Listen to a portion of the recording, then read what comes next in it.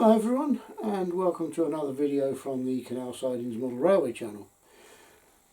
What I'm doing in this video is just a quick sort of demonstration really of how I lay points and how I manage to get point motors under them, although I haven't actually fitted any point motors, but how I'm going to lay points and put point motors under them on my new Styrofoam baseboards.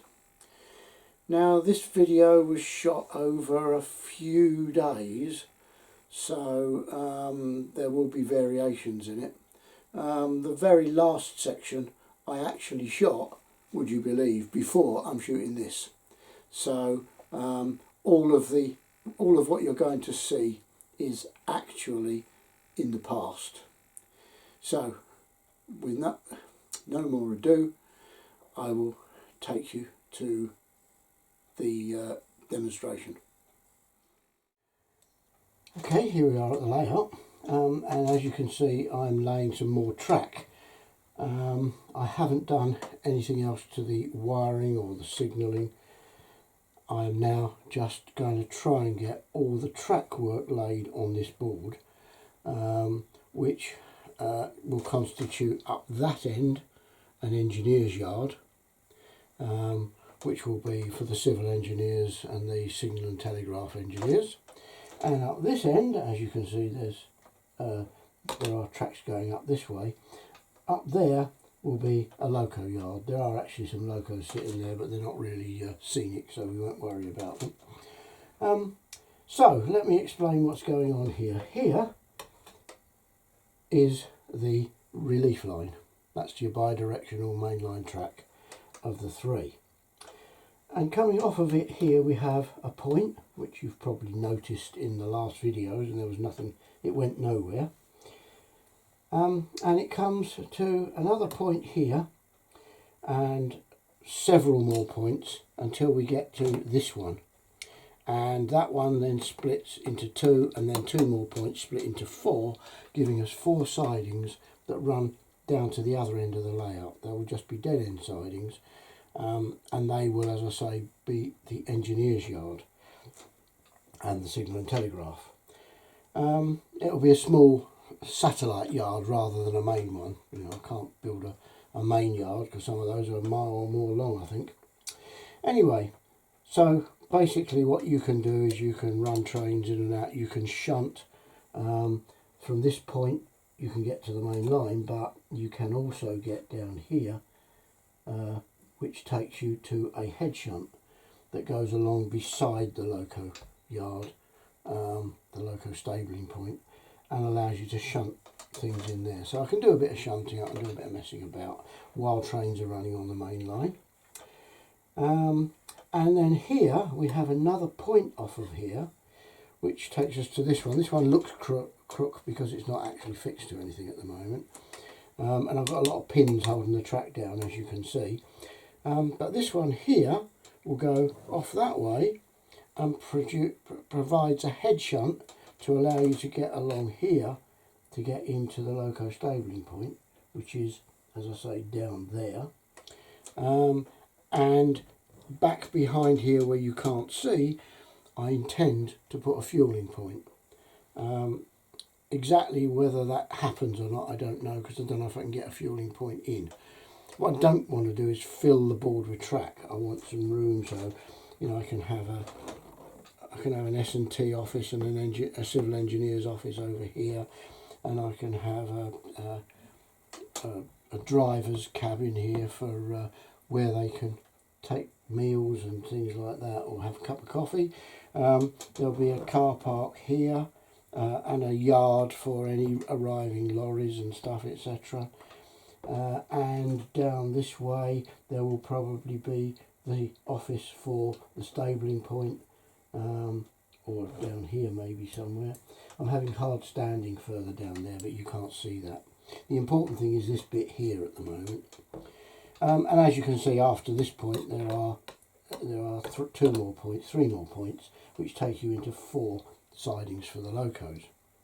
And what I'm doing at the moment is getting all these points ready for installation. And what I have to do, as you probably remember from other things I've mentioned, is that underneath each point I put a piece of 4mm MDF. I have a pile of them here ready for the next 4 points. I have that size which does picot small radius points, right hand or left hand, it doesn't matter, they'll go both ways. I have 3 of those still to fit. These do the larger points, that one does that kind of point, and I've got 3 more of those to fit. Beg your pardon, that wasn't the right one, that is one, that's one for that. And there is an odd one here which is for that curved point. It's the only curved point that I've got, but I cut that one out specially. These, basically all these are cut from templates which are here. So you have a template which will do the long points or the short points, with or without a space for a dummy point motor. And then we have these, which I actually use to draw around most of the time for the points in here. I have a large one and a small one, and I'll come to why they've got holes in later. So what I'm actually going to do now is I am going to fit, I'll get rid of that out of the way, we don't need that. I'm going to fit underneath this point, I'm going to fit one of those short pieces of MDF. Oh, so that's just, I wonder why it wouldn't lay flat, there's a thing sticking up there. Yeah, a short piece of MDF, and I'm going to fit that underneath there. I've already done this point and that point. And I have mentioned in the past that you have to be able to get these points out because they will be an assembly on the top of this with the point motor hanging down below. So what I've got in order to, with all the points to get them out, is just here I have sliding rail joiners that allow me to slide back that way. I can then lift that end of the point, disconnect it from the other end, and eventually, and take it out, eventually it will be fitted onto this, and this will be let into the cork. So that's what I'm going to do next. I'm actually going to put that into the cork and cut it out, drop it in, and hopefully everything will go well. If it doesn't, you won't see this bit of the video. So I'll be back in a second when I've set your camera up slightly differently. Okay, I'm back. And what I'm going to do is I'm going to lift that point out, I'm going to put that underneath it, and I'll just go through the whole process of fitting this. Hopefully it won't take too long and I won't get too many aggravations while I'm doing it. I have some Woodland Scenics pins there which I will probably be using. I will be drilling a couple of holes in this so that I can pin it down tight while I cut round it. And I shall disappear for a few seconds while I do that, and I'll just pause the camera and then start it again afterwards. Okay, so first thing is I've got to get that point out. Now, as I say, and I have got my magnifier on because I need it for doing this, and you might find that my hands and my head are in the way occasionally. I apologise for that. But what I'm going to do is just here I have the sliding rail joiners, and I'm just going to hope they haven't been slid before, so I'm hoping that they will slide easily and that I don't get caught. Oh, I got caught on that one. Sometimes the first couple of times you slide them, they get stuck on a sleeper. That one's gone and that one's gone. Okay, now the end of the point is free. So what we do is we just pull it out of this end. All these layers might come with it. No, none of them did. That was good. Okay, there's the point out. I have taken the trouble to mark where all of these go. I don't know if you can see that. This point and this point, these are marked where they go I have a mark there, there and there, which represent this point and this point on this turnout. So what we now need to do is move that out of the way. Whoops, I just knocked a loco over. I'll just move that right out of the way as well. Okay, so this needs to go in here and line up with those. Now that will cause me a problem. So I'm just going to take that out. I'll come back to that. It's got a fish plate hanging off. Normally that wouldn't be a problem, but it is a problem today because this won't slide under it. Okay, I'm going to get this about in the right position. And the right position depends upon where the point sits. So I'm going to drop the point back over here and just, as the Americans say, eyeball it to make sure it's actually sitting in the right place. And now I've got to get the point, the point base in the right place. And what I do for that is change the point to there and slide the point until it just touches the edge. And that's what this is for. It just makes it easy to hold there. I hope you can see I've just made the point, this bit of the point just touch that. I'm going to get in your way at the moment because I'm just lining it all up as best I can, and I just get this so that it's parallel with the point as best I can.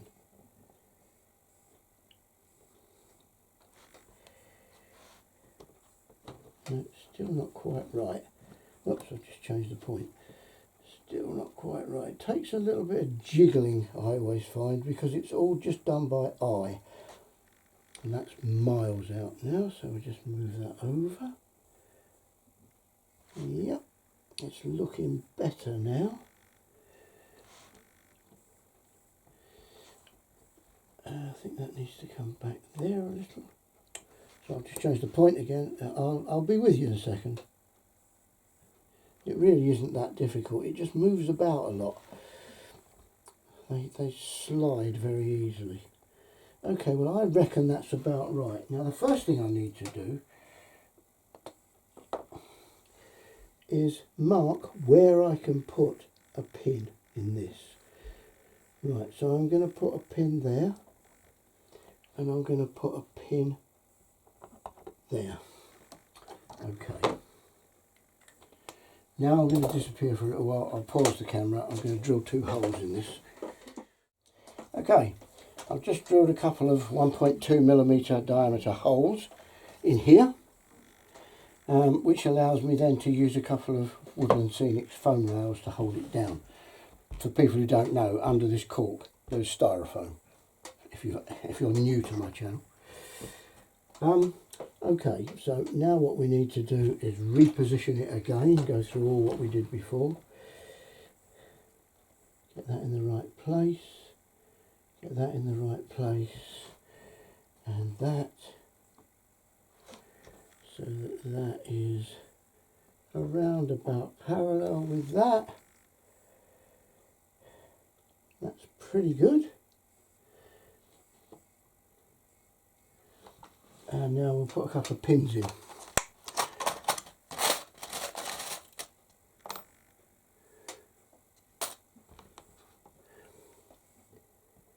Put one there.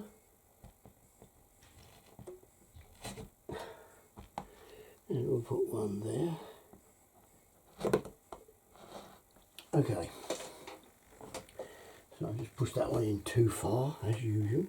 Just come out a bit.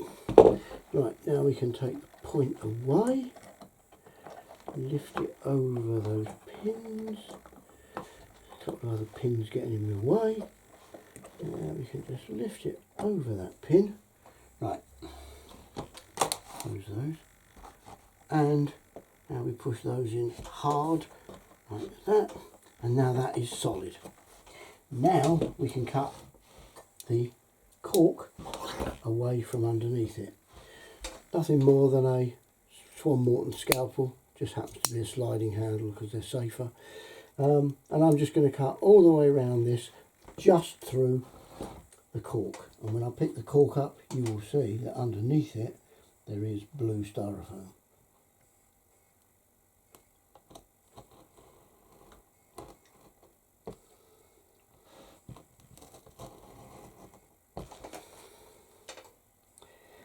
Takes a little bit of care just to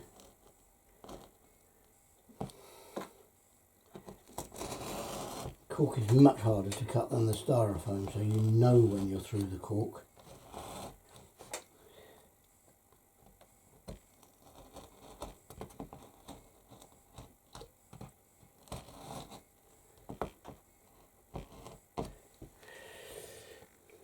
Okay, now, sorry you can't see this, but I've got to hold this down because I want this accurate.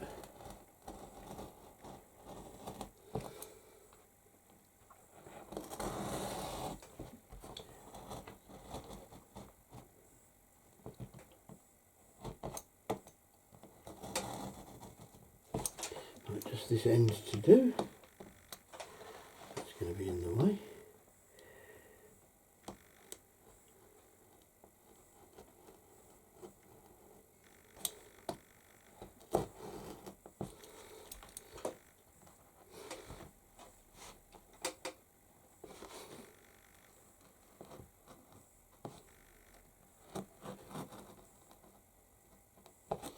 Okay, now the moment of truth. Have I cut it out properly? Pull out the pins, lift off that, and now see if we can pick up this piece of cork. There we go. If you find a sticky spot, you go back and loosen it. There's a sticky spot there. It might be there.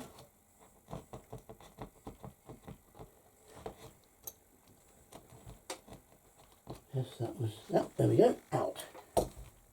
Done. Get rid of that. So now we can put that in there. I'm just going to make a big noise because I'm going to suck the muck out of there, because you get a lot of cork dust as you cut it. This is loud. I'll tell you when it's coming.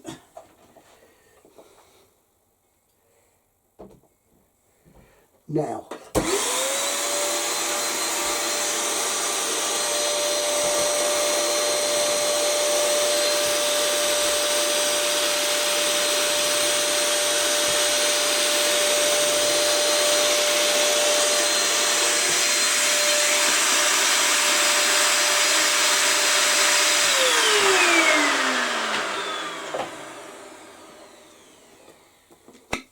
This is a really good vacuum cleaner, spoilt by a ha'porth of tar. They're not cheap. It's very powerful, about 600 watts or so, but it suffers from stupidity of design. For a start, this is always coming out of here, and it's far too stiff. The whole thing is far too stiff. But the worst part about it is this switch. It's open and hollow on the inside. I'm going to put this away now. The switch is open and hollow on the inside, and the dust collection in the vacuum cleaner is rudimentary, to say the least. So the switch fails after hardly any time. I took it apart and just shorted the switch because it just won't make. And there's nothing you can do about it because it's a weird bespoke type design. So I just had to put it back in. I couldn't leave a hole. So I just shorted it out and I just plug it in and it starts. It's a bloody nuisance. But typical draper tools. Not good. Anyway, here we go. Let's make sure this will drop in here tight. Oh yes, there we go. And that is pretty good. That meets everywhere. Okay, I'm going to take it out again because I'm going to now talk to you about something else that I'm not going to do now because it's hard to do up here. I prefer to do it with the baseboard on the bench. But now we can see what these are for. What we do is we put that in there instead of the real piece, and it fits. And now what we've got is the ability to cut that out. And I cut that out right through the foam. The foam is 50mm thick, and I cut all the way through it, so that when I fit my point to the top of this and the point motor to the bottom, when I do that, I can drop it back through. And I have shown this in my videos before, but this is the prototype of the way I fit points. I intend to fit points. As you can see, this is a Pico point. Underneath it, it has one of our CTAs, Cambridge turnout adapter, designed by my good friend Hugo, to my sort of wanderings of what I needed, and he's done a brilliant job of it. Servo operated, plugged the servo in.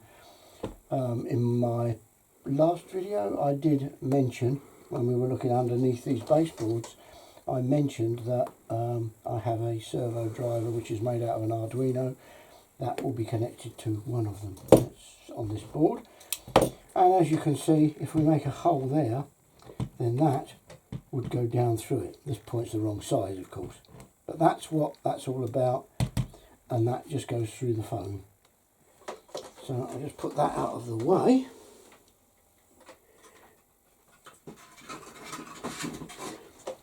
So the next job now is to just fit this, not with that there, get rid of that. Don't want that one in there. We want the one we took out to go in there.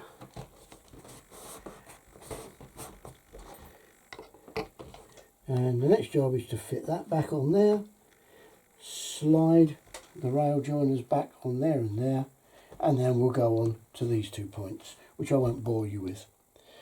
So that is how I am fitting my points. And when I come to cutting that out and connecting it and setting the servo up, I will demonstrate it with one of the points. I'm not going to demonstrate it with all of them because they're all the same. So that's the end of this part of the video.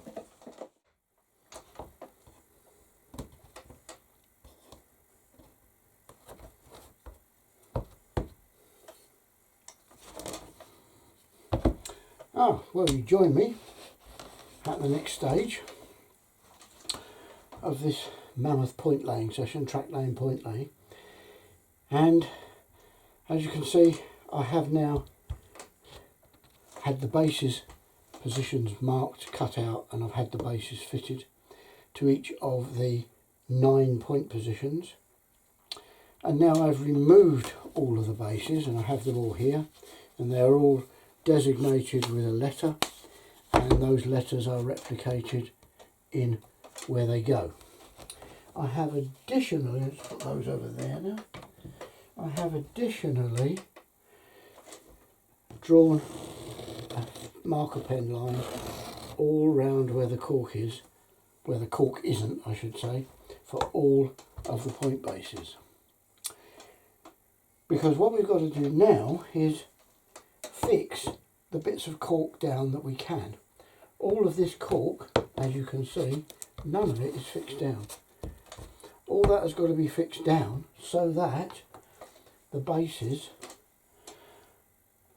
will be held in exactly the right position when we actually come to lay all these pieces of track in between the points, which will be fixed to the baseboard, and the pieces at the ends here, the piece that runs off there, and the pieces that run down there, there and there.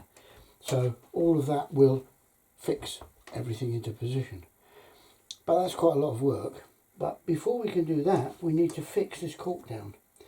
Now obviously this track is all laid, so I have fixed all of this cork down anyway. And forethought before then, I actually cut the cork along here. I can't remember exactly where I cut it, but I cut it along here somewhere. So what I'm going to do is attempt to pick it up. Hopefully I've not left any pins in it. Yeah, there might be places where the cork is stuck in a little bit of glue. Okay, that is where it goes to. What about this end? I've got to try and pick it up without breaking anything.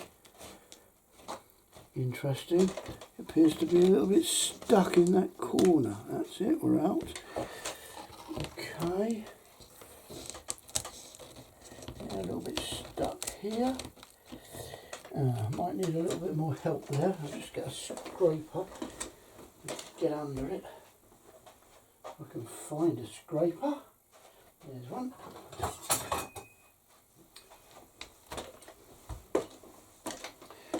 Just get under there.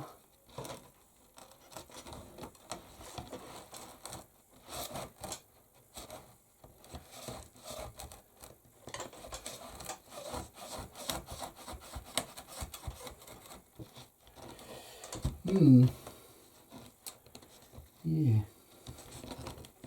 Well, it does appear that there's a bit of a problem here.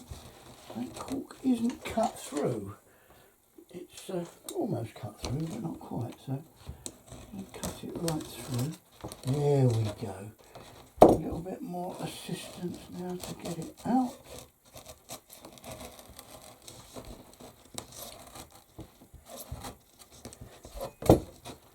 Seems to be stuck to that piece of cork there.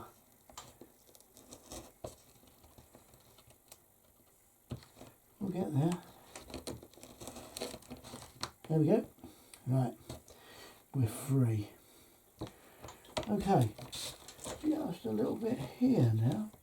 Now that bit has been cut, but isn't quite free enough. I'm just going to cheat now, and I'm going to cut across there.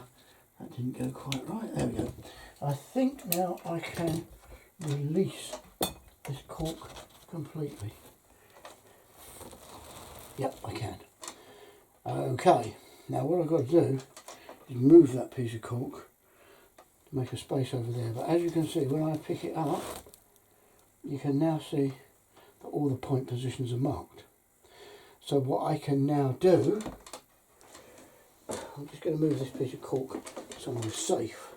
I'm not quite sure where that is. I might just have to lay it behind me. That'll do. It doesn't have to sit there for too long, it'll be fine. Okay, so what we can see is that everything is now marked. Just there I had a little bit of a problem. I went under I forgot to hold the pen up straight, and I ended up going under the cork, so I remarked it. So the inner line is the important one. Now what I've got to do is I've got to put plenty of glue in all these gaps without going inside the blue lines and without leaving it such that when I push the cork down it will squirt. All here I've got to glue it everywhere here, nice and easy there, but in between these is the important stuff. That's all got to be done. But before I can do that, I've got to clear all the mess off, because there's all little bits of cork and all sorts now, because cork does tend to leave dust behind. So that'll be the next thing. I'm not going to show you me gluing the cork because that is boring. That'll be very boring. I'll just complete that line there so that I don't wonder what's going on. It hasn't got to be accurate, it's got to be up to here but without going over it. What I'll then do is I'll bring the cork back and I'll drop it back into position and push it down. I'll pin it down in as many places as I can. Then I will put all the bases back in, and then I will put some weights on the top of it to hold it down until the glue has dried. And at that point I won't be able to do any more for another day. But then the really slow job starts of having to fit each piece of track, piece there, all the little short pieces of track very carefully. Another piece there. I need to put a bit of glue under there. No, we're all right there. But what you can see is one of the possible disadvantages of this system, and that is that you cannot butt points hard up against one another. You certainly can't butt that up there, this one up here and this one up here, because you would have a massive chunk here, none of which was held down at all. What you would have to do if you did that is you would need to, well, I'm not sure what you would be able to do, to be honest. You would have to hope that it never fell off. That you, well, don't tip it up, but you do tip baseboards up. You tip them up to get rid of dust and things. So that is one of the disadvantages, because there will be a piece of track in each one of those positions, and that will stop the ends lifting, and the same goes at the other end. But apart from that, there's nothing you can't do in laying track. As I say, we have straight points, there's a curved point. What we don't have are any slips or crossings. Crossings probably wouldn't have a point motor. They might have some switches to drive them, but they probably wouldn't have a point motor. So they would just be wired, so that's easy. But slips are a real problem, because they are effectively 2 points where the toes overlap, so that you've got a crossing at each end. You've got 2 lines at each end.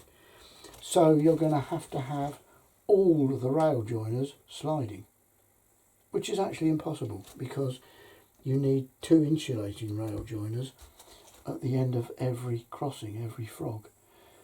Or you're going to have to put those insulating joiners somewhere else.